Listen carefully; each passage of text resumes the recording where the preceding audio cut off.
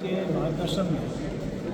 हम लोग कोशिश करते हैं कि कैसे हम अपने प्रदेश का समग्र विकास करें। आप जानते हैं कि इससे पहले बजट प्रस्तुत किया था 89,000 करोड़ रुपए का, और उसके बाद जो आवश्यकताएं या नई स्कीम्स आई उसमें भी हमने अनुपूरक बजट के माध्यम से प्रावधान किया। ये 5,013 करोड़ का है, जिसमें 3756.89 करोड़ रुपया राजस्व पक्ष में और 1256.16 पूंजीगत पक्ष में हमने प्रावधान किया। और आपको जानकारी देना चाह रहा हूँ कि जिस प्रकार से माननीय धामी जी ने एक संकल्प लिया है कि हम लोग हर क्षेत्र में, यदि याद हो तो पिछली बार जो बजट प्रस्तुत किया था मैंने एक शब्द का जिक्र किया था, ज्ञान, GYAN, और उसका कहीं ना कहीं जो अंश है वो इसमें इस अनुपूरक बजट में भी हम लोगों ने दर्शाया है, उसको भी इसमें परिलक्षित किया है। इसके साथ साथ जो हमने फोकस किया है मुख्य रूप से वो आपदा में लगभग हमने 1,000 करोड़ रुपए का इसमें प्रावधान किया है। अनुरक्षण में हमने इसमें कोशिश की है कि जैसे हमारे यहाँ बार बार मेंटेनेंस और इसकी हम लोग बातचीत करते हैं, उस पर भी हमने प्रावधान किया है। शिक्षा में प्रावधान किया है, और जो हमारे वाइब्रेंट जो विलेजेस हैं, जो माननीय प्रधानमंत्री जी ने कहा था वो अंतिम गांव नहीं प्रथम गांव, यानी उसके लिए भी हमने 130 करोड़ का प्रावधान किया है। कुल मिला के यदि मैं कहूँ, आप देखिए कि जो हमारे सॉलिड वेस्ट NGT के निर्देश पर हमने जो प्रावधान किया 120 करोड़ रुपए का, स्थानीय निकायों के सशक्तिकरण के लिए 45 करोड़ का, टीरी जी, आप जानते हैं कि जिस प्रकार से पर्यटन पे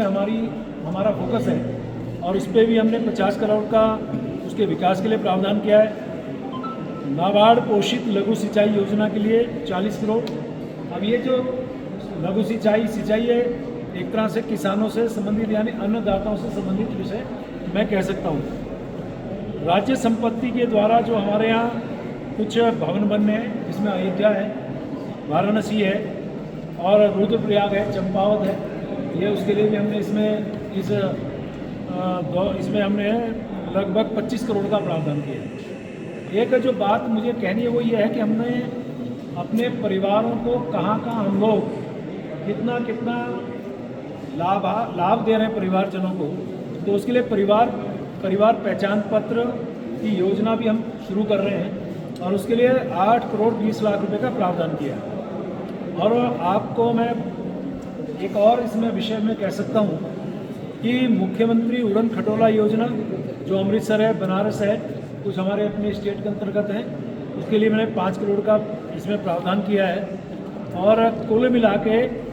यदि मैं कहूँ, हमारे यहाँ समग्र शिक्षा के लिए 698 करोड़, हमारे यहाँ राष्ट्रीय ग्राम स्वरोजगार अभियान के लिए 36 करोड़, छात्रवृत्तियों, ये फिर वही छात्रों से जुड़ा हुआ विषय आ जाएगा, युवाओं से जुड़ा हुआ विषय आ जाएगा,